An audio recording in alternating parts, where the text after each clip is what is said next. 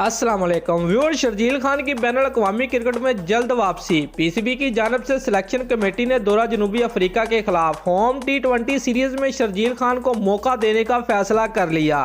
तफसीलात के मुताबिक रज़ा की जानब से बताया गया है कि पीसीबी ने शर्जील खान को इंटरनेशनल क्रिकेट में दूसरा मौका देने का अंदिया दे दिया है। शर्जील खान को जनूबी अफ्रीका के खिलाफ होम सीरीज में मौका मिल सकता है। जरहा मिजाज बल्लेबाज 3 साल से बैनुल अक़वामी क्रिकेट से दूर है। उसके अलावा पाकिस्तान टीम इंतजामिया ने जनूबी अफ्रीका के खिलाफ रवा माह के आखिर में शेड्यूल होम टेस्ट सीरीज में फास्ट बॉलर हसन अली और टेस्ट ओपनर इमामुल हक और कराची के middle order batsman Saud Shakeel को मौका देने का फैसला कर लिया है। 26 साल हसन अली वर्ल्ड कप 2019 के बाद से अनफिट थे, जबकि इमामुल हक के हाथ के अंगूठे में न्यूजीलैंड में प्रैक्टिस के दौरान फ्रैक्चर हो गया था।